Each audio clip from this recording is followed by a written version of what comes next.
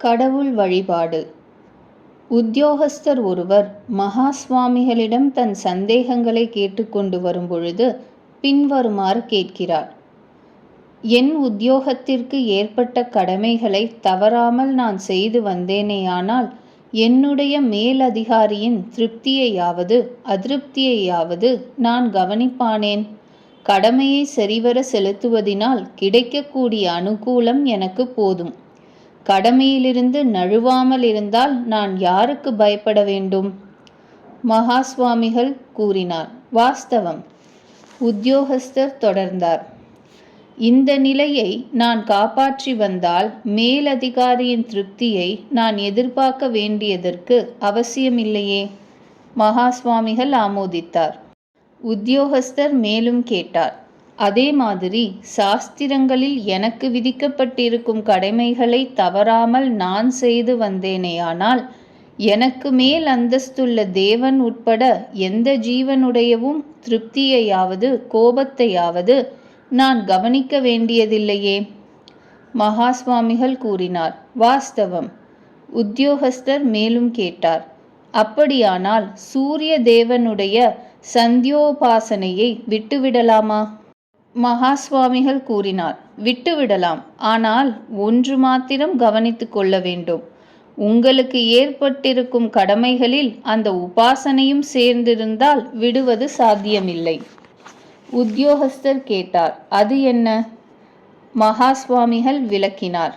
யோக்கியமாய் ஒழுங்காய் தன் கடமைகளை நடத்தி வர உத்தியோகஸ்தர் தனக்கு அடுத்த மேலதிகாரியினுடைய திருப்தியையாவது அதிருப்தியையாவது கவனிக்க வேண்டாம் என்பது வாஸ்தவமே.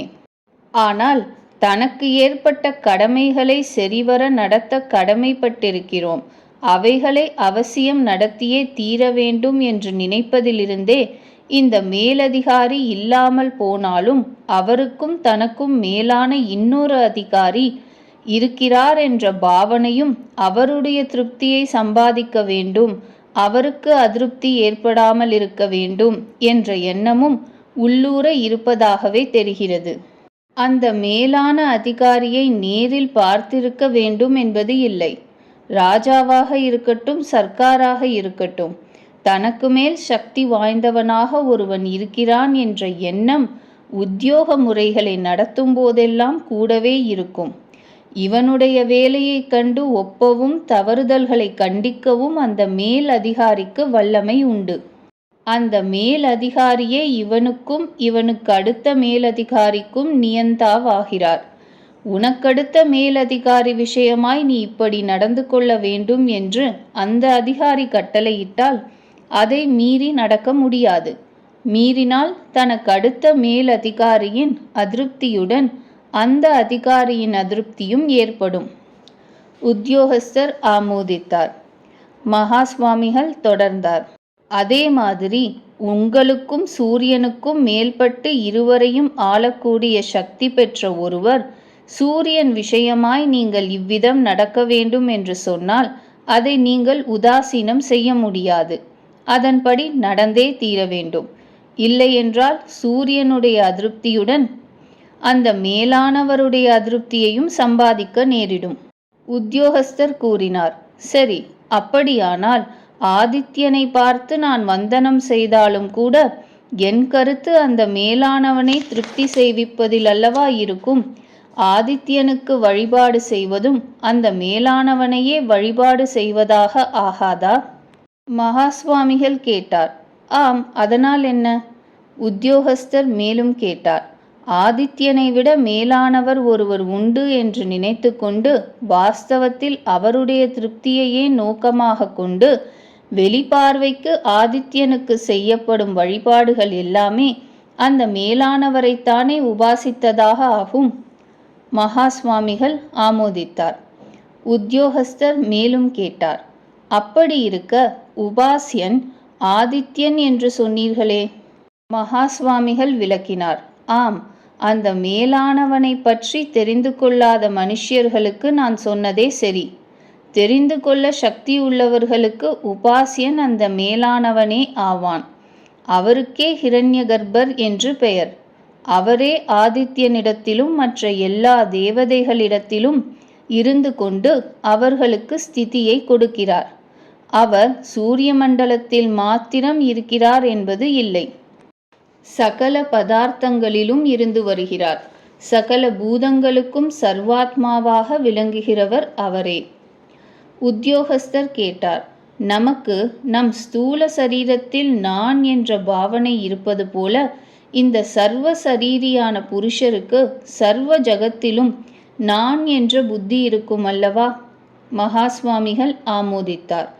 உத்தியோகஸ்தர் மேலும் வினவினார், அப்படியானால் அவருக்கும் எனக்கும் வித்தியாசம் நான் என்ற புத்தி இருக்கிறதா இல்லையா என்ற அம்சத்தில் இல்லை.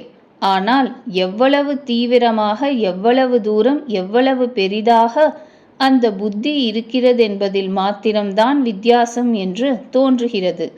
என் அகம்பாவனை சிறியது, அவருடையது பெரியது, இவ்வளவுதானே? உத்தியோகஸ்தர் கேட்டார், அகம்பாவனை உள்ளவர் ஜீவன் என்றிருந்தால் இவரும் என்னை போல் ஜீவரே ஆவாரா? மகாஸ்வாமிகள் கூறினார், அப்படித்தான். இவரை பிரதம ஜன், முதலில் தோன்றினவன் என்றும் சொல்வார்கள். உத்தியோகஸ்தர் மேலும் கேட்டார், இந்த மேலான புருஷன் கூட என்னை போல் ஜீவகோஷ்டியிலேயே சேர்ந்தவராயிருந்தால் ஆதித்ய தேவரை உபாசிப்பதற்கு நான் சொன்ன ஆக்ஷேபனைகள் இவருக்கும் தானே பொருந்தும்? மகாஸ்வாமிகள் கேட்டார், நீங்கள் உபாசியனாக யார்தான் இருக்க வேண்டும் என்று நினைக்கிறீர்கள்? உத்தியோகஸ்தர் கூறினார், ஜீவகோஷ்டியில் சேராத மேலான ஒரு சக்தியாக இருக்க வேண்டும். மகாஸ்வாமிகள் கூறினார், சந்தியையில் உபாசிக்கப்படுவது அப்படிப்பட்ட ஒரு சக்தி என்றே வைத்துக் கொள்ளுங்கள். அதையே ஈஸ்வரன் என்றும் அந்தர்யாமி என்றும் சொல்கிறோம். உத்தியோகஸ்தர் கூறினார், ஆளப்படுகிற அல்லது நியமனம் செய்யப்படுகிற ஜகத்துடன் சம்பந்தப்படுத்தி அவரை பற்றி விவகரிக்கும் சமயத்தில்தான் ஈஸ்வரன், அந்தர்யாமி என்ற சப்தங்கள் உச்சிதமாகும் என்று கேள்விப்பட்டு இருக்கிறேன். மகாஸ்வாமிகள் ஆமோதித்தார். உத்தியோகஸ்தர் மீண்டும் கேட்டார், ஜகத்துடன் சம்பந்தப்படுத்தாமல் அவருடைய தத்துவத்தை தெரிந்து கொள்ள முடியாது என்று இராது. ஜகத்தின் சம்பந்தம் அவருக்கு வெளிப்பட்டதே ஆகும்.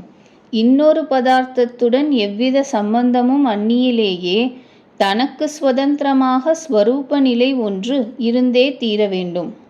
மகாஸ்வாமிகள் கூறினார், மிகவும் வாஸ்தவம். அந்த சம்பந்தப்படாத ஸ்வரூப சத்தையே பிரம்மம் என்கிறோம். உத்தியோகஸ்தர் கேட்டார், அப்படியானால் ஜகத்தை அபேட்சித்து விவகரிக்கப்படும் ஈஸ்வர தத்துவத்தை விட அந்த பிரம்மத்தை உபாசிப்பதுதானே நியாயமாகும்? மகாஸ்வாமிகள் கூறினார், நீங்கள் சொல்கிறபடியேதான். சந்தியையில் உபாசிக்கப்படுவது அந்த நிர்விசேஷ பிரம்மமே. உத்தியோகஸ்தர் குழம்பினார், தாங்கள் சொல்வது எனக்கு அர்த்தமாகவில்லை. முதலில் சூரிய மண்டலமே உபாசியம் என்று சொன்னீர்கள். அது ஜடமல்லவாவென்று நான் கேட்ட பிறகு உபாசியன் ஆதித்ய தேவனே ஆவான் என்றீர்கள். அவரும் நம்மை போல பரிச்சின்ன ஜீவன்தானே என்று கேட்டதும் சர்வ சரீரியாயிருக்கிற ஹிரண்யகர்பரே உபாசியர் என்று சொன்னீர்கள். சர்வ சரீரியாயிருந்தாலும் அகம்பாவனை இருப்பதால் அவரும் ஒரு ஜீவன்தானே என்று கேட்ட பிறகு ஜெகன்னியந்தாவான ஈஸ்வரன்தான் வாஸ்தவமான உபாசியர் என்று சொன்னீர்கள். அவரும் பிரம்மத்தின் சாபேட்சிகமான அம்சம்தானே என்று நான் சொன்னதும் உபாசியம் அந்த பிரம்மம்தான் என்று சொன்னீர்கள். மகாஸ்வாமிகள் ஆமோதித்தார். உத்தியோகஸ்தர் கேட்டார், இத்தனை வாக்கியங்களையும் எப்படி ஒழுங்குபடுத்துவதென்று தெரியவில்லை. மகாஸ்வாமிகள் கேட்டார், இதில் என்ன சிரமம்? உத்தியோகஸ்தர் கூறினார், ஒரு உபாசனையில் உபாசியம் ஒன்றுதானே இருக்க முடியும். சூரிய மண்டலம் அல்லது ஆதித்ய தேவன் அல்லது ஹிரண்யகர்பர் அல்லது ஈஸ்வரன் அல்லது பிரம்மம் என்று இம்மாதிரி எப்படி இருக்க முடியும்? மகாஸ்வாமிகள் கேட்டார், சூரிய மண்டலம் அல்லது ஆதித்ய தேவன் அல்லது என்று இம்மாதிரியாக நான் சொல்லவே இல்லையே. உத்தியோகஸ்தர் கேட்டார், அப்படியானால் சூரிய மண்டலமும் ஆதித்ய தேவனும் ஹிரண்யகர்பரும் ஈஸ்வரனும் பிரம்மமும் எல்லாம் சேர்ந்து உபாசியம் என்று தாங்கள் அபிப்பிராயமா? மகா சுவாமிகள் மறுத்தார். அப்படியும் நான் சொல்லவே இல்லை. உத்தியோகஸ்தர் குழம்பினார். தங்கள் வாக்கியங்களை நான் எப்படித்தான் அர்த்தம் பண்ணிக் கொள்கிறது? மகா சுவாமிகள் கேட்டார். உபாசியன் ஆதித்ய தேவன் என்று நான் எப்பொழுது சொன்னேன்? உத்தியோகஸ்தர் கூறினார். ஸ்தூலமாயும் ஜடமாயும் எப்பொழுதும் எரிந்து கொண்டும் இருக்கிற கோலக பிண்டம் உபாசியம் ஆகாது என்று நான் சொன்னவுடன் தாங்கள் சொன்னீர்கள். மகா சுவாமிகள் கேட்டார். நீங்கள் அவ்விதம் சொல்வதற்கு முன் அப்பிண்டமே உபாசியம் என்று சொன்னேன் அல்லவா? உத்தியோகஸ்தர் ஆமோதித்தார். மகா சுவாமிகள் தொடர்ந்தார். சூரிய மண்டலமோ அல்லது ஆதித்ய தேவனோ உபாசியனாகிறான் என்று விகல்பமாக நான் சொல்லவே இல்லை. உள்ளிருக்கிற சேத்தனனை அறிய முடியாதவனுக்கு ஸ்தூலமான பிம்பமே உபாசியம். அச்சேதனத்தை உபாசியமாக ஒப்புக்கொள்ள தயாராயிராதவனுக்கு ஆதித்ய தேவனே உபாசியன். ஆகையால் எப்பொழுதும் உபாசியம் ஒன்றுதான். உபாசனை செய்யும் சாதகனுடைய யோகியதைக்கு தக்கபடி உபாசியத்தின் தன்மை மாறியிருக்கும்.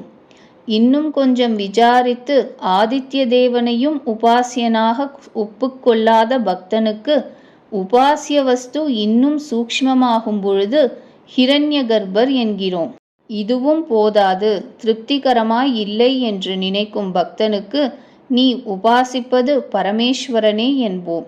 ஈஸ்வரத்தன்மையும் கூட அவரை பரிச்சேதப்படுத்துகிறது என்று நினைக்க ஆரம்பிக்கும் பொழுது அப்பரிச்சின்னமான பிரம்மமே தான் உபாசியம் என்று சொல்கிறோம். உத்தியோகஸ்தர் கேட்டார். இதனால் சந்தியையில் உபாசனைக்கு விஷயமானவர் யார் என்று தீர்மானமாக சொல்ல முடியாது. உபாசகனுடைய மனப்பரிகாரம், புத்தியின் பரிசுத்தி முதலியவைகளை கவனித்துத்தான் சொல்ல முடியும் என்றார் தாங்கள் சொல்வது? மகா சுவாமிகள் கூறினார். உபாசகனை விட்டுவிட்டால் உபாசியம் ஏது? உபாசகனின் தன்மையை வைத்துத்தான் உபாசியத்தின் தன்மையை தீர்மானிக்க வேண்டும். உத்தியோகஸ்தர் வினவினார். அது எப்படி? மகா சுவாமிகள் விளக்கினார். உதாரணத்திற்காக என்னையே எடுத்துக்கொள்வோம். நீங்கள் எல்லோரும் என்னிடம் மரியாதை காட்டுகிறீர்கள். உங்களுடைய மரியாதைக்கு விஷயம் பொதுவாக நான் என்றிருந்தாலும் உங்கள் மனோபாவத்திற்கு தக்கபடி அது வெவ்வேறாக ஆகும். சாமானிய ஜனங்கள் பலபலவென்று பிரகாசிக்கிற பிருதுகளால் சூழப்பட்டிருக்கிற என்னை பார்த்து சந்தோஷித்து மரியாதை செய்கிறார்கள். அவர்களுடைய மனோபாவமும் மரியாதையும் அந்த பிருதுகளுக்கே சேர்ந்தன, என் வரை வரா. ஏனென்றால் நான் இல்லாமல் வேறு யாரேனும் இதே பிருதுகளுடன் வந்தாலும் இதே மரியாதையை காட்டுவார்கள். ஆகையால் அவர்கள் செய்யும் மரியாதை வாஸ்தவத்தில் எனக்கில்லை, என் பிருதுகளுக்கே. சிலர் நான் வகிக்கும் ஸ்தானத்திற்காகவும் நான் இருக்கும் ஆசிரமத்திற்காகவும் என்னை மதிப்பார்கள். இந்த ஸ்தானத்திலாவது இந்த ஆசிரமத்திலாவது வேறு யார் வந்து இருந்தாலும் இதே மரியாதையை அவரிடமும் வைப்பார்கள். ஆகையால் அவர்கள் செய்யும் மரியாதை இந்த ஸ்தானத்திற்கும் இந்த ஆசிரமத்திற்குமே தவிர எனக்கில்லை. மற்றும் சிலர் இந்த ஸ்தானத்தையாவது ஆசிரமத்தையாவது கவனிக்காமல் நான் எங்கே போனாலும் எப்படி இருந்தாலும் சுஷ்ரூஷை செய்வார்கள். அவர்களுடைய மரியாதைக்கு விஷயம் என் ஸ்தூல சரீரம். இன்னும் சிலர் என் சரீரம் கருப்பாகவோ அவலட்சணமாகவோ வியாதியினால் பீடிக்கப்பட்டோ எப்படி இருந்தாலும் அதை பொருட்படுத்தாமல் என் மனது சுத்தமாய் நல்ல ஸ்வபாவத்துடனும் என் புத்தி தெளிவாய் நல்ல வைதுஷ்யம் அல்லது மேலான யோகியதையுடனும் இருப்பதாக தோன்றினால் அதற்காக என்னிடம் மதிப்பு வைப்பார்கள்.